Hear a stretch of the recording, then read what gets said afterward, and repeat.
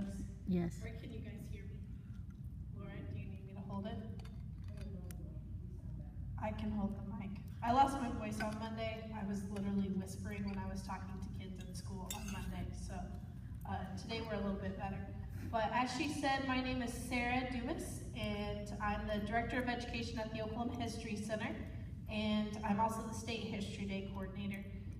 Does anybody know anything about History Day? Besides the fact that your students have to do History Day? She knows about History Day. Good. Excellent.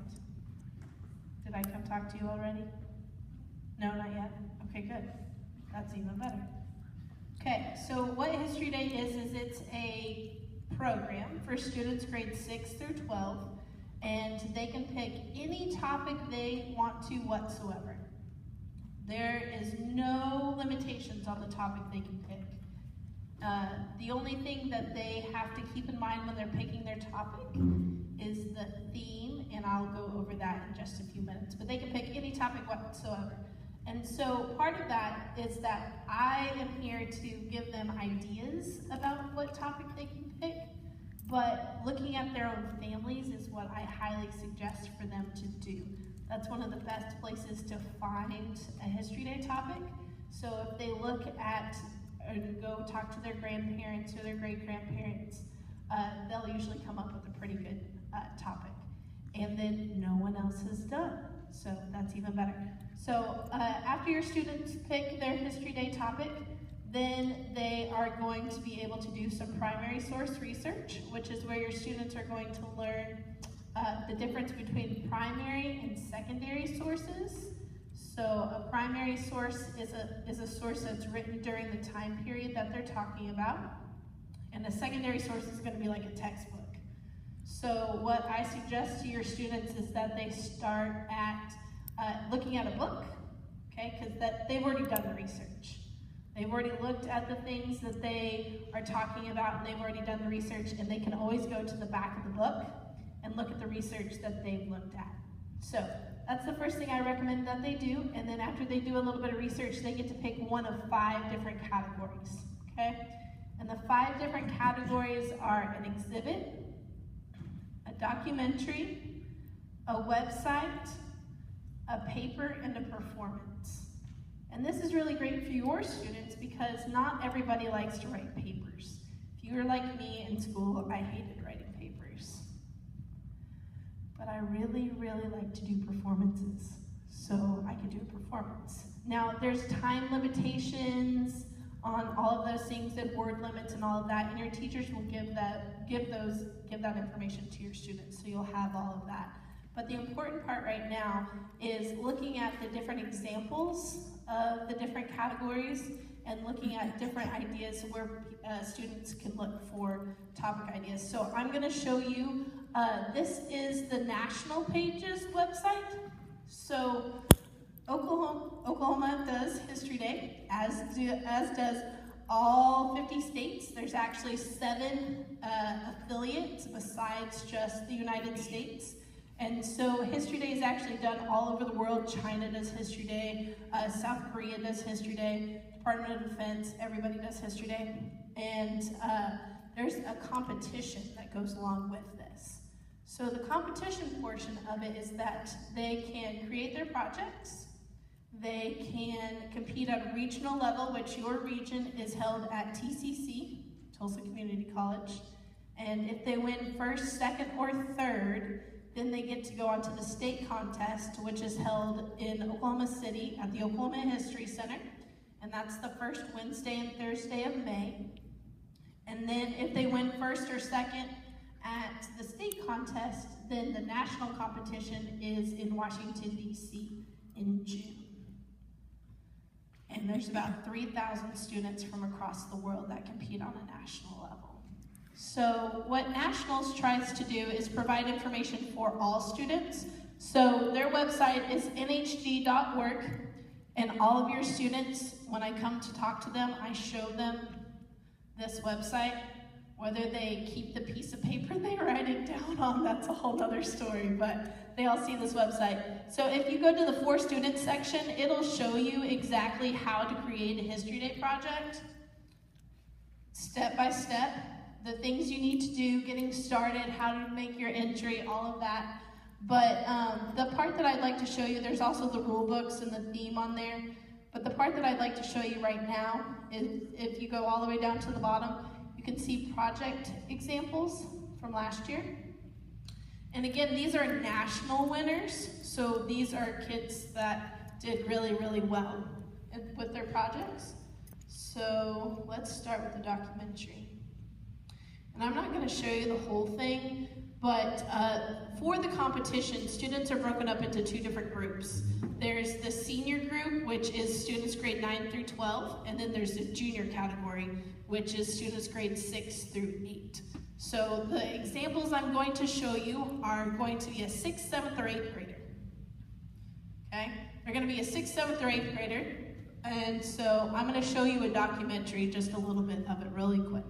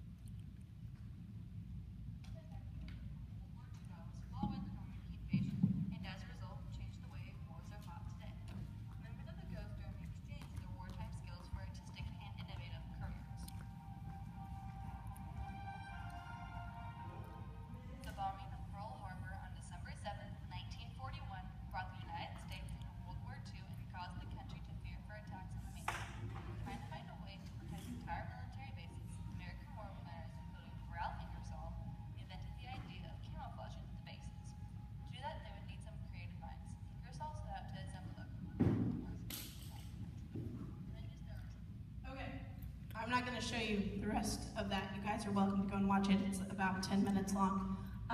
But as you can see, they use primary sources, so they use pictures from the time period that they're talking about. I'm sorry that you couldn't hear that, but students are doing the narration. They have their thesis up there, all of that, okay? And so that there's a whole bunch of different things that make up a documentary. But that's just an example of what one looks like, and you're welcome to go and watch the whole thing.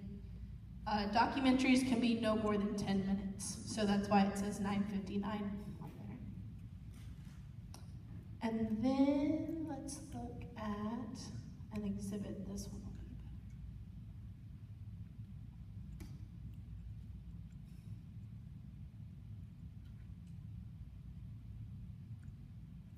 better. Okay, so this is just like, you know, the science fair boards that students have done before in the past. But this is an exhibit that students, all of these examples I'm showing you have placed at nationals. So they got first, second, or third at nationals. But it's important to see that they have headings on all of these sections. They obviously thought about this. There's reproductions of their primary sources up there, and there's student composed words as well. This is something that I have been talking with all students about, is a thesis statement, and knowing what a thesis statement is and the purpose of a thesis statement, because that's one of the first things that teachers and judges are going to be looking for, is thesis statement. If you guys have questions, you're welcome to ask them at any point.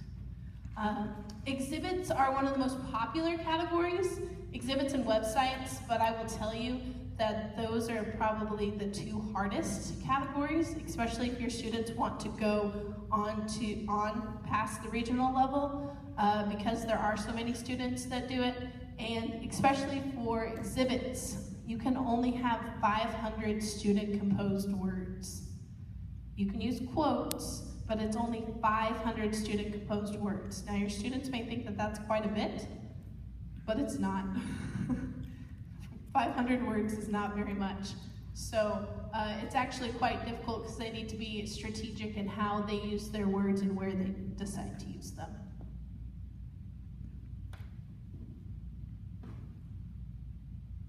Okay, I'm not gonna show you a paper because it looks like a paper. And hopefully, you may not be able to hear this performance, but you can see it, which is really the important part. It's not what the information is. You're welcome to go back and look at that, but mainly the types of things they have in their performance and in the documentary.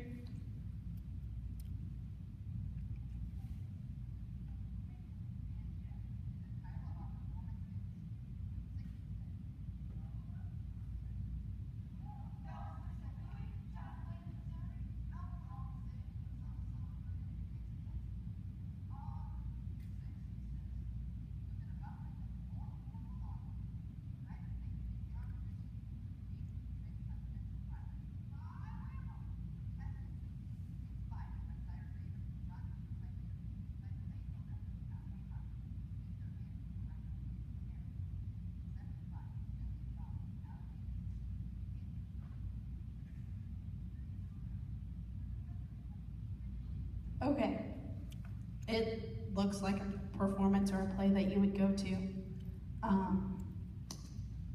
They have a backdrop, they have props, they have costumes, they obviously have worked on it, they've practiced, they've done blocking, which is where you figure out where you're gonna stand whenever you do your performance, and all of that good stuff. And then finally, we have a website, and History Day uses a program called Weebly to do their website. It's important whenever your students are composing their website that they are on NHD's version of Weebly, because there is two different versions. There's the regular paid version of Weebly, and then there's the free version. So the free version of Weebly is nhd.weebly.com. Sorry, I had to double check. It's nhd.weebly.com. And what it'll do is it'll give each of your students their own number at the very beginning. And so they will be able to create their own website. Now this website is super easy to create. It's drag and drop. If your kids know how to write code, that's great, but it's basically drag and drop stuff in. Now you'll see that the basic same things of a paper are in their website. It's in the exhibit, it's in a performance, it's in a documentary. They have their homepage, they have a thesis statement, information about their project. This was the theme last year, and then more information, conclusion, and then they have their research. So all of the categories have to do an annotated bibliography. And this is something that your students have probably never done before. And the annotated bibliography is how your students used that source in their project. We want to know how they use that source in their project. Now, it's also important that they separate them between primary and secondary sources. So they separate them between primary and secondary, and then they tell us how they use their project, how they use that source in their project.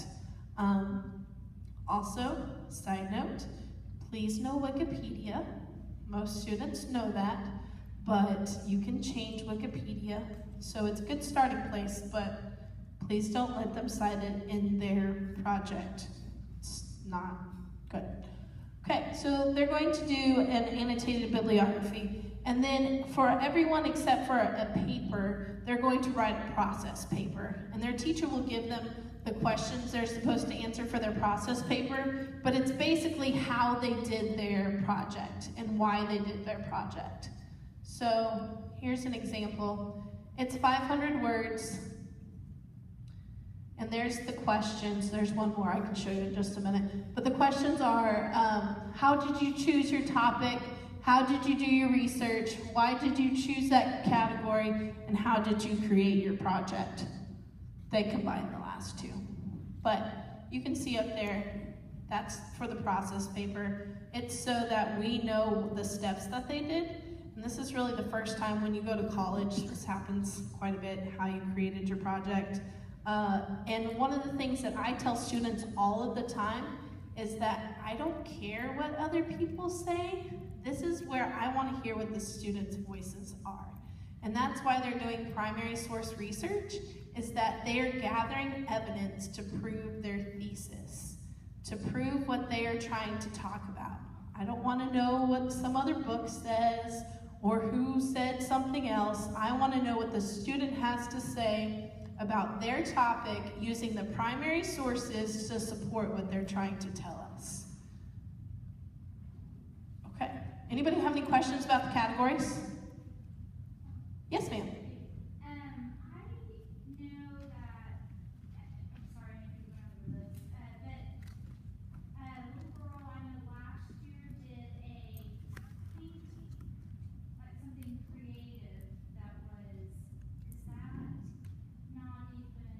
Did she do an exhibit? Maybe that was her exhibit. She may have done an exhibit and did it as a painting. They've done that before. I've seen kids that have done ships. They've created ships. They've done books. They've done a pyramid. I saw kids that made their exhibit board out of fence, cow fence. They cleaned it first, but they made it out of cow fence. I've seen people that have put stuff on podiums, things that spin in a circle. They get all sorts of creative with their exhibits.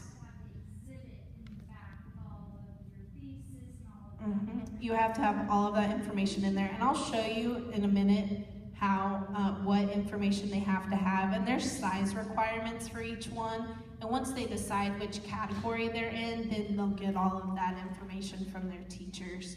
But this is just kind of a general which ones are in there. Yes, ma'am? It looked like in the ordinance that they had several students working together on that. Was this an individual project or something that you wanted to work together? So, is it for all students or just? Your student's teacher will let them know how they want that done, but normally it's individual to a group. Up to 5 is according to their rules. According to our rules, it's a group up to 5, but some teachers, for example, see, Jinx says, Laura's from Jinx, so she says, okay, yes, she says 4, okay? So Centennial, they do, if you're in 7th grade, you can have a partner. If you're in 8th grade, you can be in groups up to 3. But this is the great thing about History Day, is that your teachers can change and limit it, and it's doing the project individually, it's a lot of work. It really is a lot of work. And the paper is the only thing that you can do, that you have to do as an individual. You have to do the paper as an individual. But all of the other ones you can work in a group, but it's really important. And I talk to all the students about this. When you're picking a group, it's not, I'm gonna pick my best friend and we're gonna be in a group together. Because this is one of the biggest projects, biggest grades that they're going to get. And the way that, especially if they go to regionals, the way that we look at it, we ask them, and their teachers are going to ask them, who did what in their project? So we're going to ask, and if one kid did all the work and none of the other kids did any of the work, that's going to affect the whole entire group, not just that one kid. So it's important that whomever they're in a group with, they're actually doing something. And so if they're in a group of 3, then we expect that they're going to be researching to a level of group of 3, not just one person. So there's a higher expectation there. Okay. Any other questions real quick? Yes? Everything's been about American history so far. Are they limited to American history? No, I'm going to get to that momentarily. It's okay. I understand. Yes, sir. So I just want to make sure I understand. So this is a mandatory project kids will be doing, plus there's a contest aspect if they go farther? Yes, if they're interested in it. The contest portion of it is just if they're interested in doing that. So But I have to do this for their class grade regarding pre-AP students, Yes. 7th and 8th graders, yes. approximately when they start. They usually start between September and October, and they won't actually be finished until January, February. Yeah. And the students that put in work to be able to do their project and do their project well, it's worthwhile going to the contest, because that's where they get to show off their project and they get to be the expert on that topic, and they have 3 adults come up and ask them questions and listen to them talk about their project and the research that they've done, which is the first time a lot of students get to be the expert on the topic and get to have adults listen to what they are doing and what they've been doing and get rewarded for all the hard work that they've done. So I would highly recommend that they go to the contest portion of it. Even if they don't win, it's a really good experience for them, and they get excited about history, which is really cool for me because they yell and scream like they're at a sporting event. It's cute. Okay, any other questions? Yes, sir. So, where is everybody? Is this just the parents that showed up? Or Yes. Was my child chosen for this? Or? No, this is just the parents who showed up. It's not required. This is just if parents wanted to know more information about this project, because it is a really big project and students are going to have to do work outside of school. So they're going to have to go to the library or the museum or This is a class all 7 days. all pre-AP 7th and 8th grade. And we wanted to utilize Sarah while she was in town. She has been stopping to all 5 middle schools, and so she's hit 4 of them, and she'll hit the last one tomorrow. It's also good too, because you have parents that have older siblings, or parents that have really good friends that have had siblings that go through NHD, and sometimes word of mouth gets transferred between parents that aren't actually the correct word of mouth. They get all these grand ideas about what NHD is, and they come in and they're like, well, I don't want my son to have to do this, blah, blah, blah, and it's like, what do you not want your son to do? Let's talk about this a little bit. So it's putting everything out on the table for those parents that So my child can pick the game. Yes, that their teacher approves.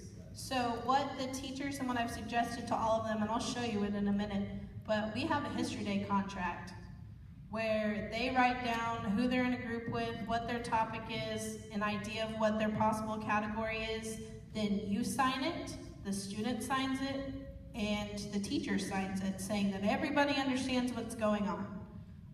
And that will be, hopefully, most teachers will use that. I've encouraged all the teachers that I've spoken to use that, because I know that sometimes things get lost in between teacher, student, and going home.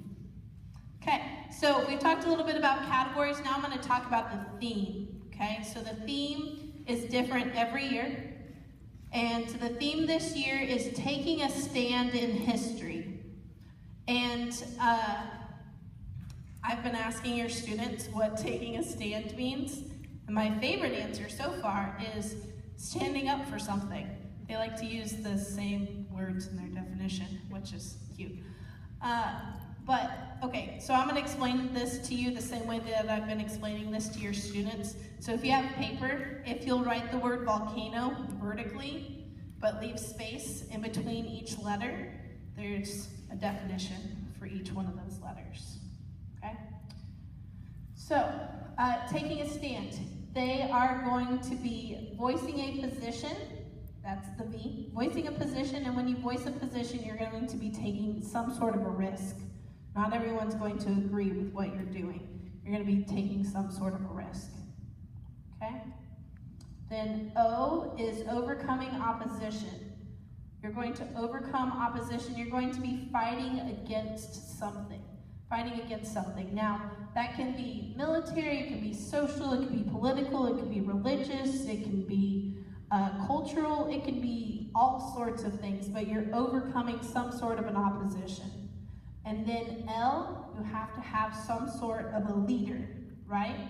So the leader can be an individual, it can be a group, it can be a country, it can be an organization, it can be all these different things.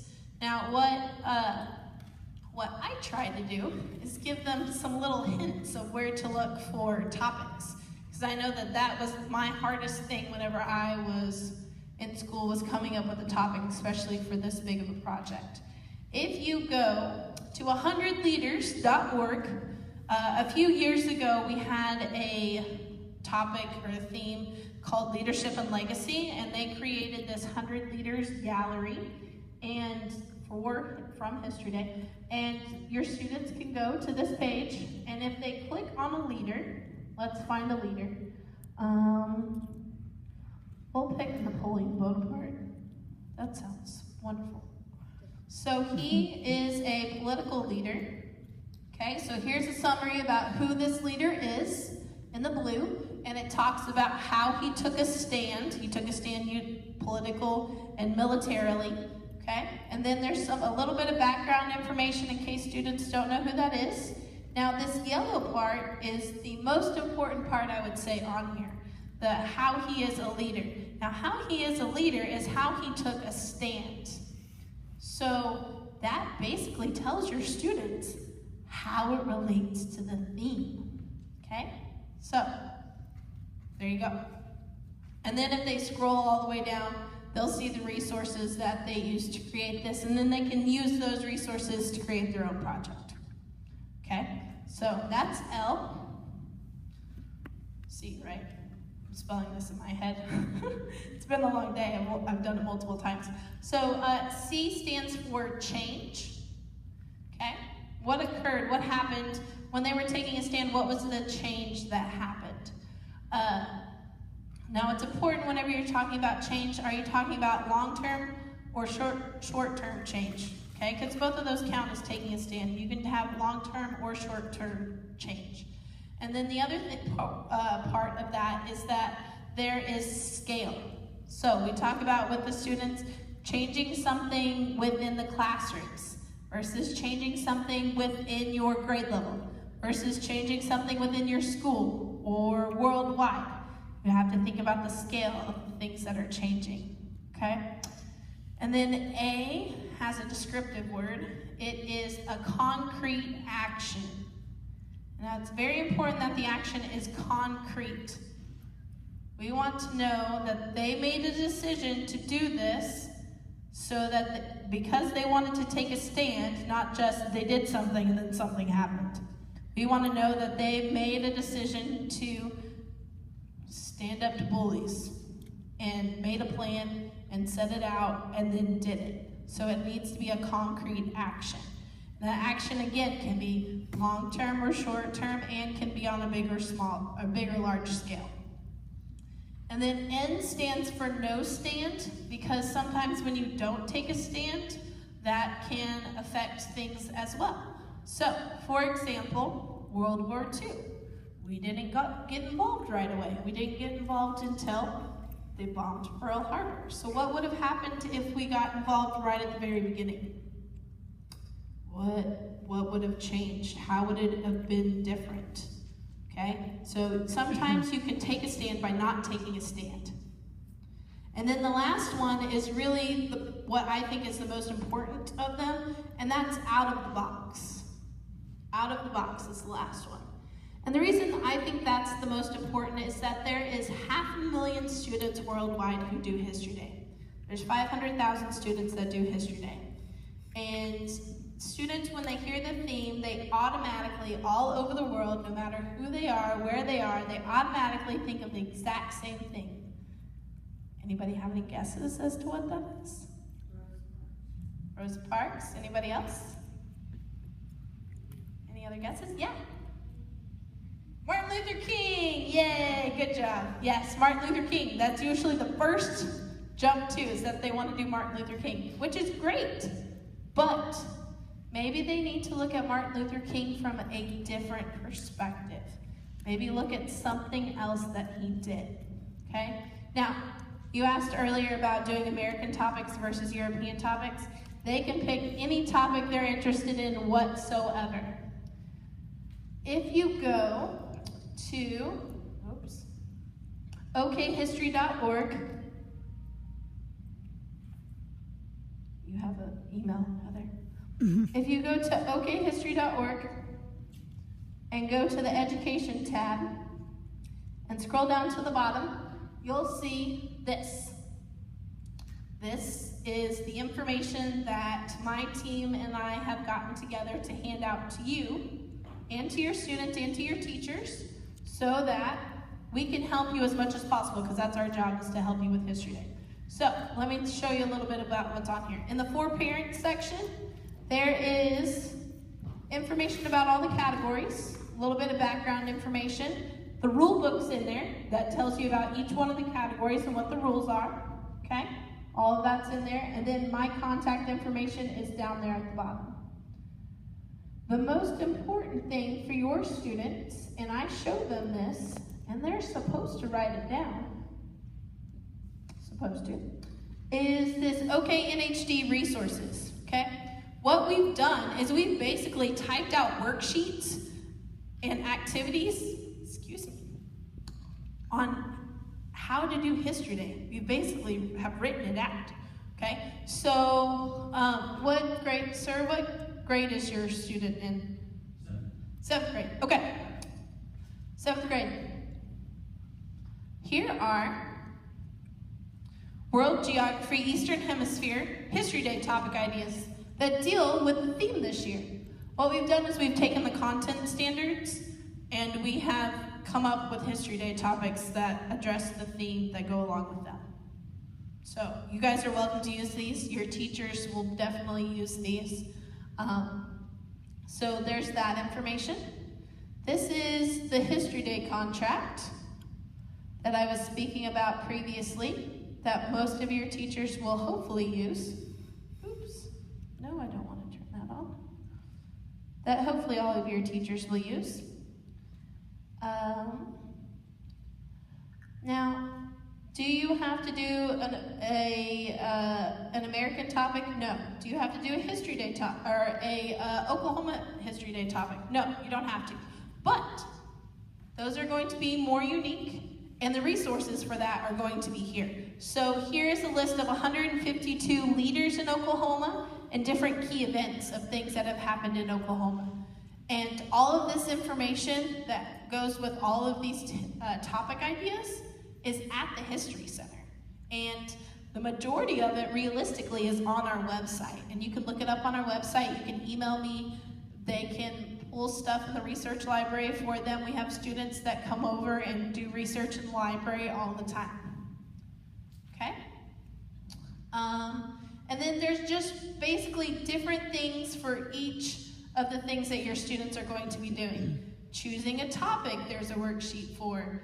One of the big problems that we have for students right now, once they choose their topic, they're going to do some research. But one of the biggest things is narrowing your topic. Can't tell you how many kids I have come up and tell me, I have a History Day idea. Okay, what's your topic idea? I'm going to do World War II. Okay, that's great. We would love for you to do World War II. So they go and do a little bit of background research and look at it, but they need to pick one event, one person or group, and one time period. There's a lot of things that happened during all of World War II. This is probably going to be the most narrow topic or project that they've ever done. They're used to doing broad overarching projects, and this is narrow focus as much as possible. Yes? Repeat that, one event. One event, one person or group or organization, and one time period in history. Okay? As narrow as possible. So what about World War II? Okay, well, I'm going to look at the home front in World War II. I'm going to look at, that's taking a really long time to look. I'm going to look at World War II. I'm going to look at the home front. I want to look at women during World War II, and I want to look at women in the workforce. So I'm going to narrow that down to talking about Tinker during World War II, because it was Douglas Air Force Base, and I'm going to talk about Rosie the Riveters at Douglas Air Force Base in World War II, and how they took a stand to be able to wear pants. Okay, but you see how I took that and narrowed it down to one thing, one time, one event? That's really important. And there's a whole worksheet about it that's not coming up, but you can go back and look at it. Okay, there's all sorts of things here for your students. Choosing a topic, how to do research, preparing for the contest, the student resources. This is what's probably going to help your students the most. As I said earlier, I was going to show you what their exhibit should look like. This is what their exhibit should look like, and the questions they should answer, and where it should be, and how it should look. We really do try and make it as easy as possible. So, there you go, okay?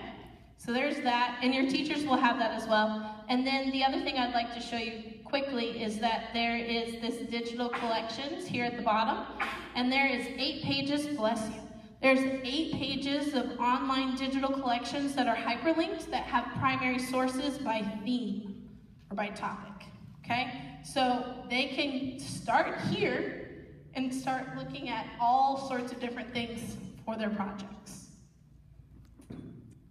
Okay? Does anybody have any questions? I know that's a lot of information.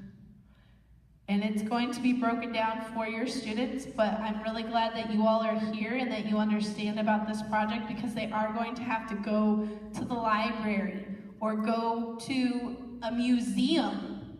A lot of kids, I've asked most of the kids in Broken Arrow, 7th and 8th graders, most of them have no idea that there's 2 museums, like right down the street. Well, and as a matter of fact, if I could Yeah, please do. We have a great relationship with the Military History Center right next door, and they actually open their doors for us one Thursday evening and then one Saturday. They will let our students come, and any military topic, they will let you come. There's a primary source research library there, as well as the docents that have information for you, and then you can actually, they have a costume area in the back if you're trying to dress up and do a performance. So we have a really good relationship with them in that we have that open house, and I will send out information for that.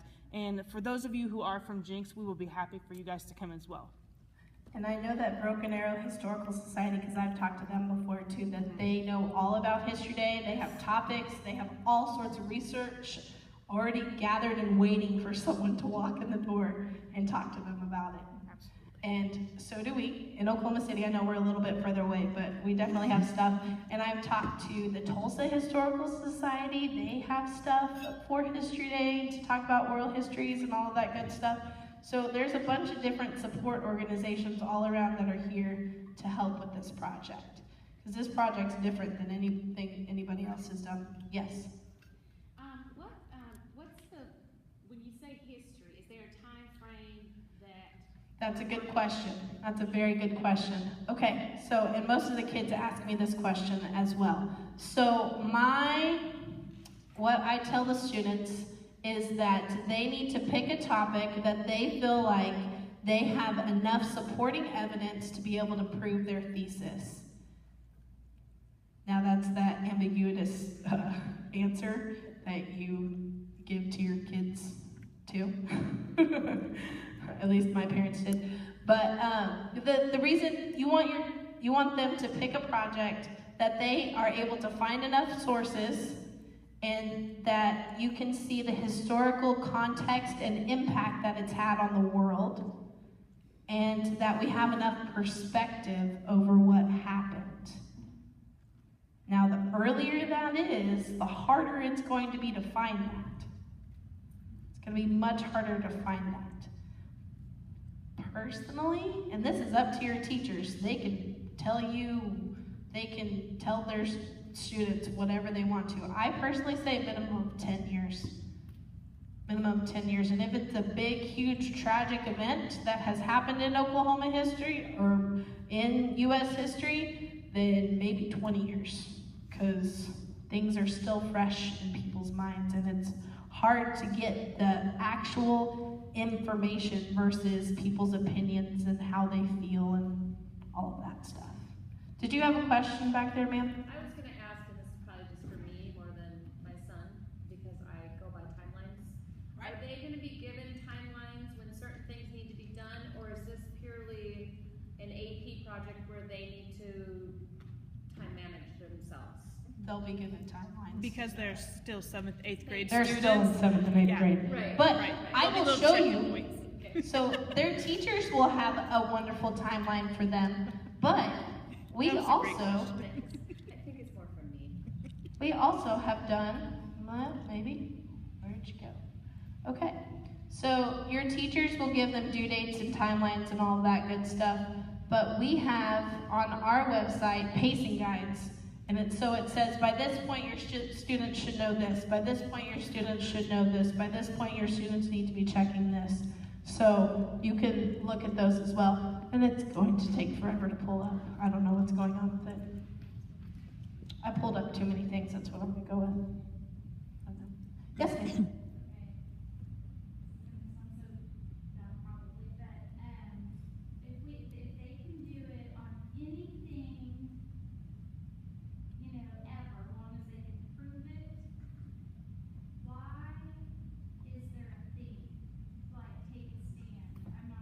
Oh no, that's great. I understand completely what your question's about. So, Yeah, 'cause last year I was like, no, you've got to make it to where that it fits the theme. What was it last year? exploration, encounter, exchange, and history. I was like, make it match that. And I know you just said that it doesn't. Oh no, it does have to match the theme. It does. It always has to match the theme. So the reason there's a theme is if we tell students they can pick any topic they want to whatsoever in the whole wide world and it doesn't have to relate to anything, we're never going to be able to rank them back in. Okay, so take a stand on one particular. Take a stand in history, yes.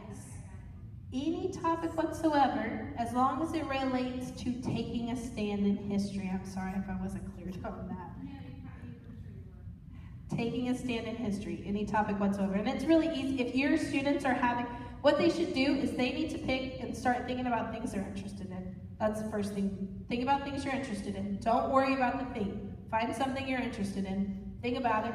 Find a book that's been written about whatever you're interested in. Doesn't matter what it is. Find a book you're interested and start looking at it. And then start looking at those resources and those primary sources that are in there, because you'll find something that there's an argument somewhere, or they're fighting against something, or something's going on, something that they're interested in, and then try and relate it to the theme. Don't try and pick something because it relates to the theme. Start with what you're interested in, and then try and relate it to the theme. Otherwise, you're going to be banging your head up against a wall repetitively, and it's not pleasant.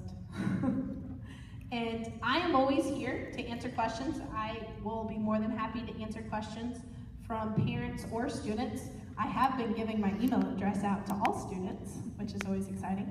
We've had a discussion about proper email etiquette.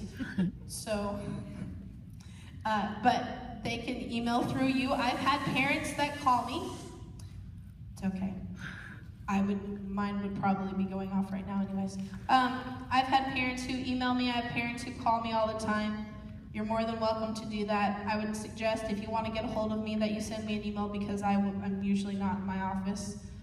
And that's my wrong phone number. We probably should fix that. I just recently got a promotion, so I changed offices, and that's not the right one. My email address, you can see it up there. It's sdumas@okhistory.org. And my phone number is, everything's the same except the last two digits are 85 instead of 91. So it's 522-0785 instead of 91. You'll still be able to find me if you call 91, but 85 is my number. If you're a Broken Arrow parent and you need to get a hold of me for any reason, I have cards that I can give you as well. Yeah. And that's what I've told all of the students when I give them my number, is that if you email me and you say, yo, Sarah, I have a question about this project or this part of my History Day project, Chris, the first question I'm going to ask them is, who is your teacher? And make sure that the teacher's in the loop about what's going on. So if your students are going to email me, please make sure they include who their teacher is and what school they go to, because teachers really do have the reign over their classroom and the topics that your students pick and the timeline and all of that information. I'm here to help support and find resources. If your students pick a topic that's not Oklahoma history, I am more than happy. I know people that live in all 50 states and 7 outlying countries like China and South Korea and all of those other places that can help your students if they have a topic that relates to that, or need to interview someone, or any of those type things. And Heather always knows how to get a hold of me in case you need that. Anybody have any other questions? Has this been helpful? You have a question? Yeah, what's the 5th school you haven't visited yet? Oneida Ridge. So you've been to all? Uh-huh. Last Monday. Yeah, last week. Yeah, last week. A week from today. It's really interesting because, my child has no idea about this stuff. Interesting. I was there I believe you. all day. I was there all day. Monday was the day that I lost my voice, so I was talking like this in the It was really interesting. Yeah, last Monday. Not yesterday, or not today, last Monday. Yeah, I lost my voice. I did go. It was a lovely time. Anybody? Any other questions? Thank you all for being here. I hope this was helpful, and I hope that this will help you help your students and that they will do well. So please feel free to come and ask me questions or email me or call me or any of those types of things. Okay? Thank you. Thank you, guys. And if you have any questions for me, I also know that Laura is from Jinx, so if you have any Jinx-specific questions, I'm throwing you under the bus, Laura, I'm sorry. She may be a better person to talk to for Jinx parents, but I can handle broken arrow parents.